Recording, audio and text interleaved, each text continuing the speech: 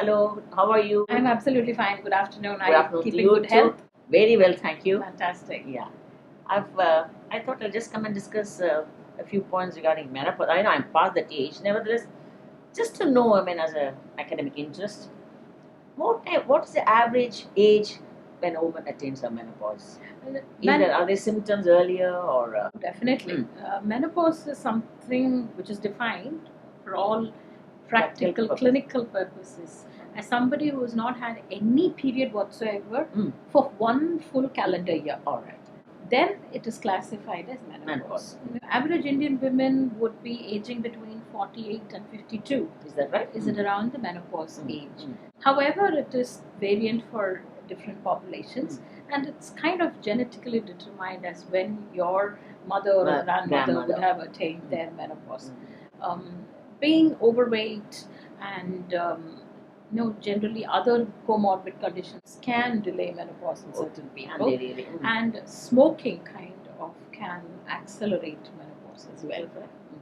But tell me, do the periods get irregular and before menopause? When you say one calendar year, before that, are the irregular periods? What exactly takes place? I mean, in the system. Okay. Now, menopause, before the hormones completely disappear from the system, it is the progesterone which happens after the egg release, which goes to decline first.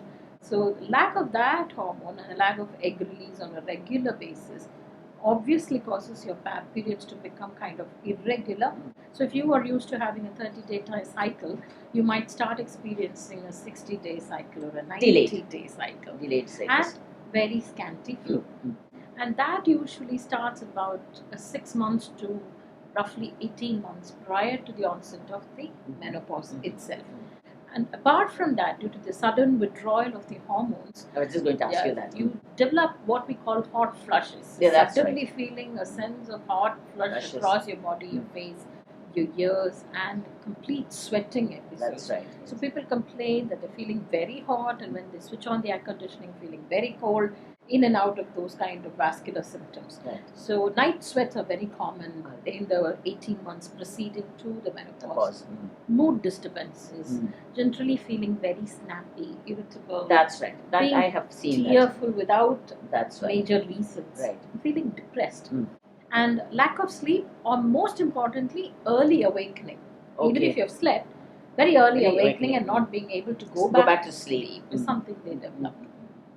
So these are some of the kind of symptoms which can tell you, probably you're on the change. You already mentioned about the hormones. Once the menopause sets in, what are the changes in the hormonal system? Women start developing superficial hair and things like that. How does one avoid that? The rise in the male type of hormones at that point is the reason why there is an increase in facial hair. That's right. Where they grow a small beard or a mustache at that point. But it is something we need to look out for. Though these changes are there, generally people who are overweight tend to develop these type of male type hormone imbalances.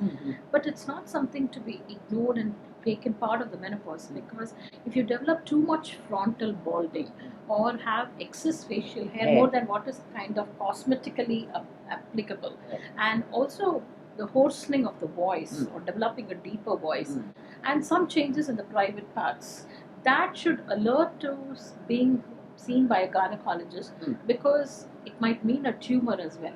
Is that right? Which secretes a male type hormone in the menopausal age group, especially arising from the ovaries. Tumor, it's in the ovary? It's in the ovaries.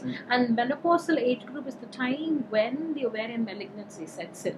So, and it's a silent killer. It doesn't give you warning symptoms like the other gynecological cancers. So, if you're suffering from a constant indigestion feeling, and there is an unexplained or unintentional loss of weight or appetite, it's not something to be ignored, and should be kind of red flag to your GP or to your gynecologist. So at least get a scan done to see whether there's anything going on. I see. Very, very important. What about does the menopause also affect develop osteoporosis? Definitely. As I said, menopause is a condition where there is a complete withdrawal of the female type hormones, especially estrogen. Estrogen is extremely essential for bone health. Right. Because estrogen binds the calcium and the protein onto the bone Bones. framework and strengthens it. Right. Lack of estrogen means lesser protein and calcium binding and deposition on the bone, and moreover, the bone turnover tends to be faster as age increases. That is why you see all the grannies tending to lose height by at least a couple of inches when they hit their 70s. That's because of the decrease in the depth and the width of the vertebral body, and so the shrinkage in the height, and they tend to develop a hunch, especially if they've had a fall and a fracture. The bone tends to become brittle and something like a wasp nest. Even a slight knock will make it go completely shattered. That's what happens these days. That's what triggers of the fractures, especially in the spinal cord, the spinal column, in the neck of the femur, the wrist. These are the three vulnerable places in elderly women where they develop fractures. In fact, I always feel a person doesn't fracture herself after falling. It's actually because of the fracture, they fall. Very true. Don't you think? The imbalance which can happen because of the bone weakness. That's right. Or the lack of confidence tends to But initiate isn't there a remedy to avoid this sort of osteoporosis, and even at the stage of menopause? Can you not give some calcium supplement? Definitely. Can be aided. Definitely. Menopause, especially if it happens below the age of 40, has to be tended to. But is it very usual? It can happen. It's becoming commoner these days because of the lifestyle changes which people have adapted, especially very stressful lifestyle, not having adequate sleep, and those things can cause premature ovarian failure. Oh dear. And that by a premature menopause lesser than 40. So you can imagine these women are left without the estrogen type hormones for nearly 15 years of their reproductive life.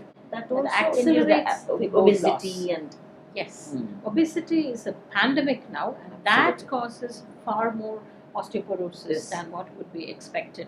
Having a very sedentary lifestyle, inadequate intake of calcium, lack of exercise, use of steroids, smoking or tobacco in any form, use of medications which are going to reduce your immunity. These kind of medications accelerate the bone loss and cause osteoporosis. So this is something, if you are a person who has otherwise rheumatoid arthritis and are taking steroids, you should be much more careful about maintaining your bone health. And if you're taking any hormone supplements which will accelerate bone loss, you should be much more careful about calcium supplementation, having regular physical activity in the form of walking, swimming, or some form of sports, and not have a sedentary lifestyle. Bear with me for my ignorance. Excessive, I mean, this is what I hear because I'm a lay person. Excessive calcium, again, they say calcify, then you get stones in kidney or bladder. Is it true? When you take calcium as in calcium supplementation more than a gram every day, and injudicious use of calcium just because it's available for you on the over the counter when it's not needed, rather in a dietary format, tends to put you at increased risk of deficit in the calcium in the blood vessels or in the kidneys. That is something which we should discourage. However, calcium intake as available in the dairy products, milk, yogurt, all natural. The other sources of calcium, the best source is ragi, which has a bountiful source of calcium which is available in our diet. Any type of keera, especially Murunga keera. Now people in the US market it as moringa food, superfood. Wow. That is an extremely cheap and universally available source of calcium. People don't even know that it has so much calcium. So it's not just you take calcium supplementation, you do get it in plenty in natural sources. So we kind of adapt it to our daily diet. That would be helpful, a long way to go to help women build their bone health better. These sort of things need to be really publicized because I think most of the time it's the unawareness of. Totally agree. It's just even educated people, we're not aware. Which is why I encourage women.